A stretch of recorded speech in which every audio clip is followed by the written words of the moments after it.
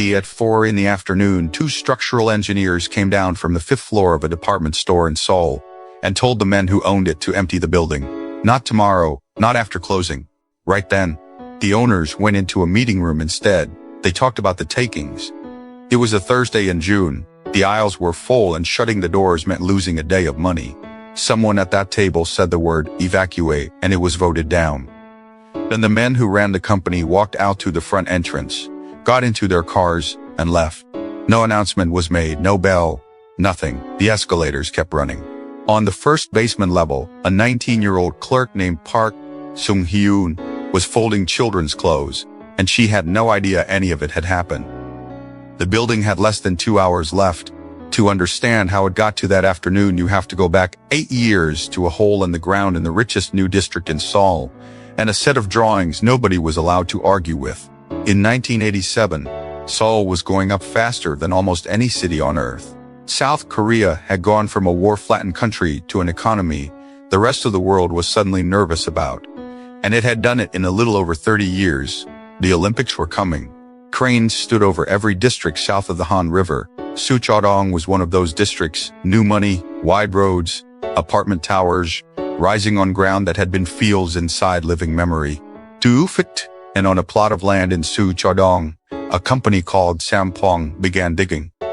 The man behind it was Lee Joon, chairman of the Sampoong Group. The permit he held was for an office block, 4 stories above ground, 4 levels of basement below.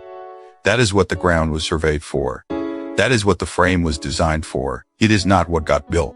Partway through, Lee Joon changed his mind about what the building was going to be. Offices made money slowly. A department store made money every hour it was open. So the office block became a department store. And a department store needs something an office block does not. It needs open floor. Shoppers do not like columns. Columns block sightlines. They break up displays.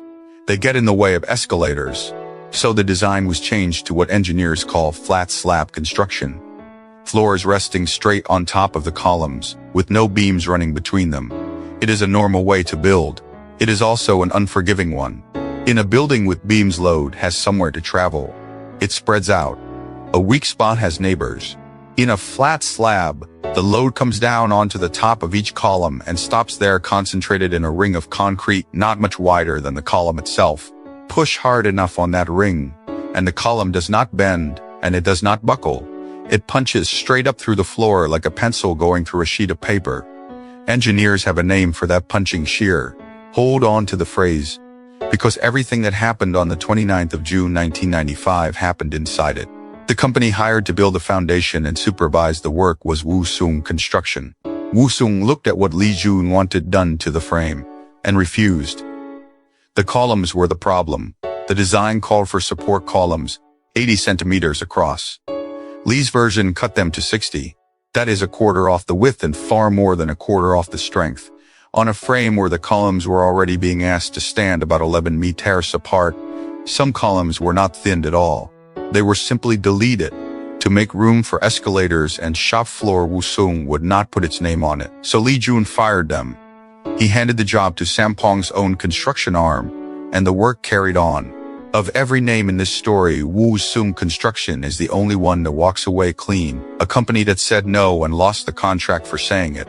The steel inside the concrete went the same way. Where the drawings called for 16 reinforcing bars, 8 went in half, and the bars that did go in were set 10 centimeters down from the top of the slab instead of 5. That sounds like nothing, a finger's width. But in a concrete slab where the steel sits is most of the point. Put it in the wrong place and it stops doing the job it is there to do. That one detail took roughly another 20% off the strength of the floor. Nobody who ever walked into that store saw any of this. That is the thing about a building. You cannot look at concrete and tell what is inside it. Then came the 5th floor. The permit said 4 stories.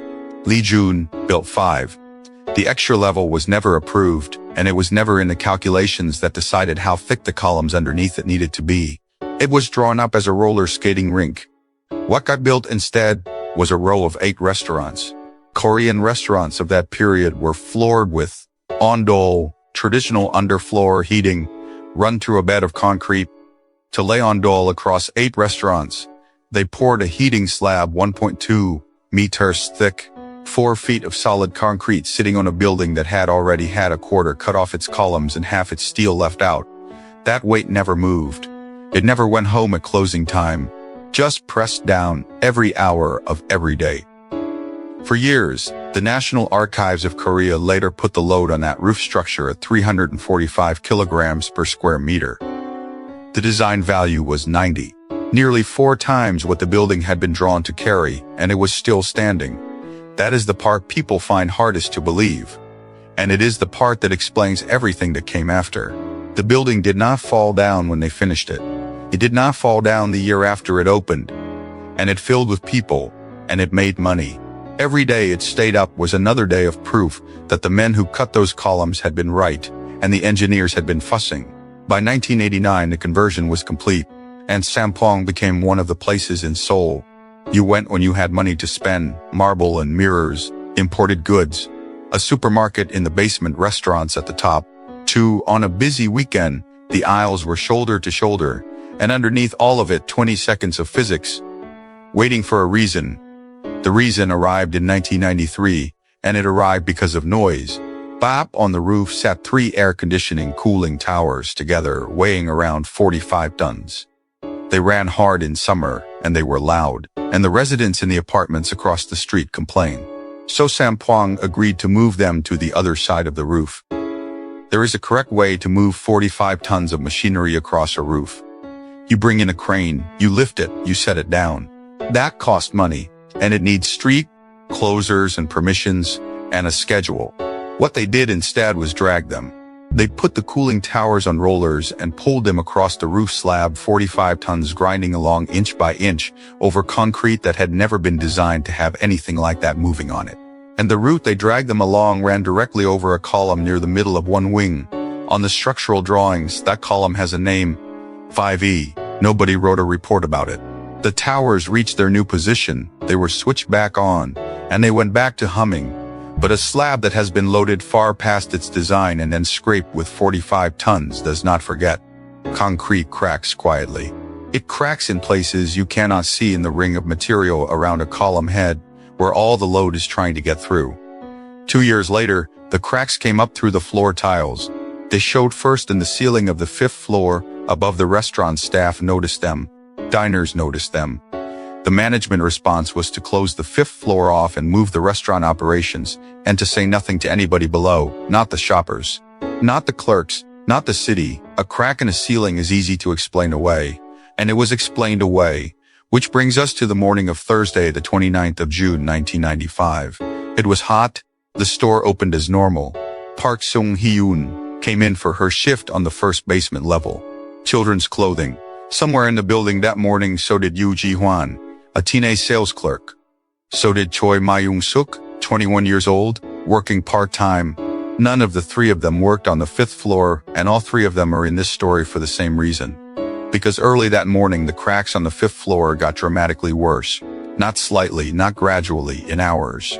Now the management could not explain it away, so they did what people do when a problem stops being deniable. They called in outside experts so somebody else would be responsible for the answer. Struck engineers came in and walked the 5th floor. What they saw took them until about 4 in the afternoon to turn into a recommendation. According to the case study the engineering school at Penn State later built from the inquiry, close the building, get everybody out immediately.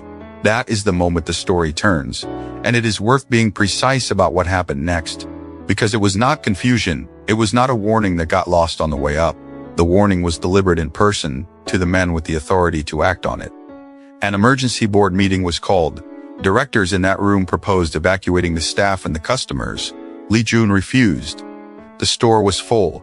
It was late afternoon on a weekday, the tills were running, and closing meant giving up the day's takings. His son Lee Han-sang, 43 years old, was president of the store. The decision stood. And then the men in that meeting did the thing a court would spend the following December turning over word by word. They left. Lee Joon and the executives walked out of the Sampoong Department Store and got clear of it, while the people who worked for them carried on selling shoes and folding shirts on the floors below. Nobody pulled an alarm on the way out. So here is what that afternoon looked like from the shop floor, And it is the cruelest part of the whole thing from downstairs. The situation looked handled. The fifth floor was shut. The restaurants were empty. Somebody clearly knew about it, and somebody had clearly done something. Cracks had shown up before, and nothing had come of them. The building had stood for years past the point where the numbers said it should not have. Every hour it did not fall was to the people inside it evidence that it was not going to. Late in the afternoon, the fifth floor slab began making sounds. Staff heard cracking overhead. Accounts from that day described the noise getting worse through the last hour. At 10 minutes to 6, somebody finally started sounding an alarm. 10 minutes to 6, nearly 2 hours after the engineers had said the word immediately, there were customers on 5 floors and 4 basement levels. And there was no evacuation running, no drill anybody had practiced. Nothing but staff shouting at people to get out. Some of them made it. Most of them did not have the time. Because just before 6 in the evening, up on the 5th floor, the concrete around the head of column 5A gave up. It did not crush. It did not lean. The column punched up through the slab exactly the way the physics says it has to.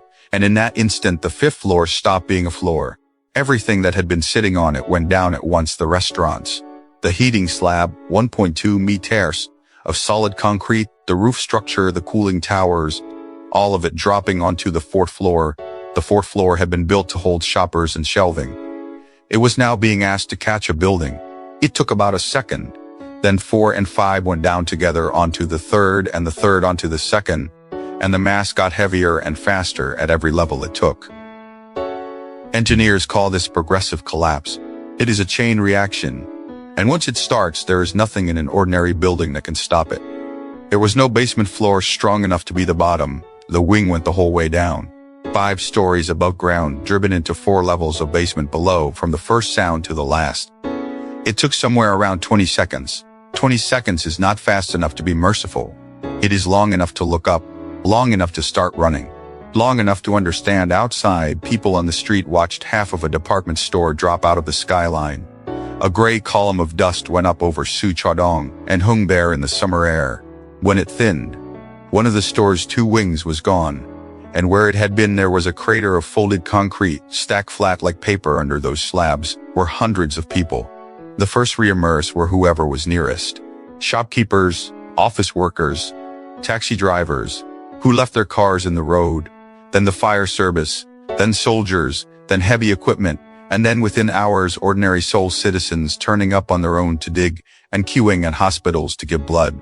Korean television went live and stayed live, and the country watched that pile for the next 2 weeks.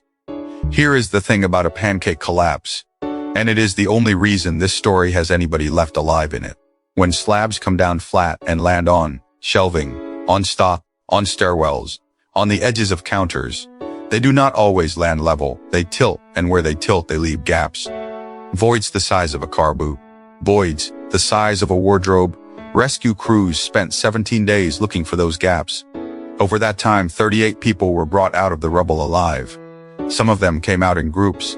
On the night of the 1st of July, after 51 hours underground, rescuers reached a changing room on the 3rd basement level and found 24 cleaning and janitorial staff alive inside it. One of them, Lee Joon, was 62 years old. They had been below the store when it came down, and the changing room had held. Not every rescue ended the way the crowd wanted it to. But on the 2nd of July, they brought out a 21-year-old woman named Lee Joon alive. She died afterwards. By the 2nd week, the search had quietly changed character. Nobody on a site like that says out loud that they have stopped expecting survivors. They just start moving differently. Then on the morning of the 9th of July, 10 days in, they found Choi Moong-suk, 21 years old, a part-time sales clerk, alive in a pocket of space roughly 4 feet across. He had been in there for 230 hours. He had stayed alive on rainwater that trickled down through the concrete above him. When there was nothing to eat, he ate cardboard. 2 days after that, on the 11th of July, they reached Yu Ji-hwan, 285 hours, in a void in what had been the central hall. They got a hole down to her before they could get her out, and passed bottled water through it. Her mother was brought to the edge of the rubble to speak to her while the crews worked. Yu Ji-hwan told her not to worry. She said she was okay. She said, just give me some water. And on the 15th of July, at 11:15 in the morning, In the first basement, in the children's clothing section, they found Park Seung-hyun, 19 years old, the clerk from the start of this story.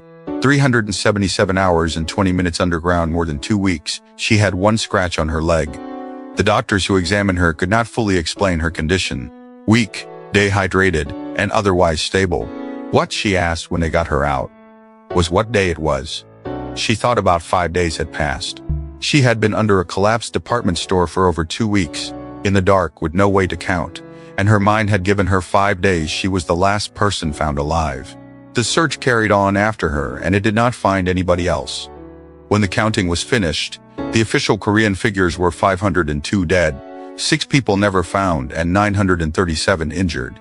It was the greatest single loss of life in South Korea since the Korean War. Almost all of them were shoppers and shop staff in the middle of an ordinary Thursday afternoon. And every one of those deaths sat downstream of decisions written on paper years earlier by men who were not in the building when it fell. The trial ran through the autumn of 1995. 25 people ended up in the dock, company men and city officials together, because the illegal fifth floor and the altered frame had not gone unnoticed by the authorities. They had gone approved. Hwa Hoon-Chu-min, the former chief of the Seocho Ward office, was convicted of taking a bribe of 12 million won from Lee Joon. Another official, Lee Chung-woo, was convicted of taking bribes to keep the structural changes quiet. That is what the money bought. Not silence about a small thing. Signatures on a building with half its steel missing. Sentencing came on the 27th of December 1995. Lee Joon, 73 years old, got 10.5 years. His son Lee Han-sang got 7. 23 others received between 8 months and 3 years, plus fines. The senior judge, Lee Kwang-yeol, said the defendants deserved stern punishment for bribing officials and causing a major disaster. On appeal, Lee Joon's sentence was cut to 7.5 years. 7.5 years. Set that against 502. But something else happened, and it is the reason Sampoong is more than a horror story. South Korea changed the law, and it changed it fast. The Disaster Management Act was enacted on the 18th of July 1995. Less than 3 weeks after the collapse, while crews were still working the site. On the 19th of October the same year, the country created the National 119 Rescue Service, with dedicated central rescue units in Seoul, Busan, and Gwangju. Before Sampoong, a disaster on that scale was handled by whoever got there first. After Sampoong, it was somebody's actual job. Inspection and code enforcement were overhauled as well, and a generation of Korean engineers grew up studying column 5E as the thing you never let happen again. The punching-shear failure at that column head has been picked apart in academic papers, taught in engineering schools, and written up in a case study that Penn State still publishes. It is unfortunately one of the clearest teaching examples in the world. The site itself was cleared, and then it sat empty for 5 years. There was nothing on that block, a gap in Seocho-dong that everybody walking past knew the shape of. In 2001, work started on a luxury apartment complex called Akrovis 2, and it finished in 2004. People live there now. It is expensive. It is well regarded. The memorial is not there. The 12-meter marble tower that carries the name stands a few kilometers away, in a public park at Yangjae, the Mahun Citizens Forest, among the trees and the jogging paths. Families have been saying for 30 years that it is in the wrong place. In June 2025, 30 years on, a victims' rights group carried out a survey of bereaved relatives. 63% said they still live with recurring anger and helplessness. 82.3% said they had never received any professional psychological support at all. 30 years, and more than 4 in 5 of them were never offered help. One of them is Kim Dong-hee, 72, who lost her younger sister Song-hee, a dancer. She says her sister's body was recovered near the end of the search, and that is when her hair turned white. As for Park Seung-hyun, she went on with her life quietly, and she did not talk about it much. But in September 2001, aged 25, she watched the coverage of the World Trade Center attacks from Seoul, and she gave one interview to the Kyung-hyun Shin-moon. She said she hoped the people waiting to be rescued and the families waiting for them would never give up hope, and she wanted it on the record who had got her out. Not only the fire service but the ordinary citizens who came to dig, and the strangers who queued to give blood. She had been down there for 377 hours, and what stayed with her was the people who came. The building is gone. The men who built it were tried and sentenced. The law changed. And in a park at Yangjae, a few kilometers from where it happened, there is a marble tower that most of the people jogging past it have never stopped to read. If this one stayed with you, subscribe and the next forgotten disaster will find you.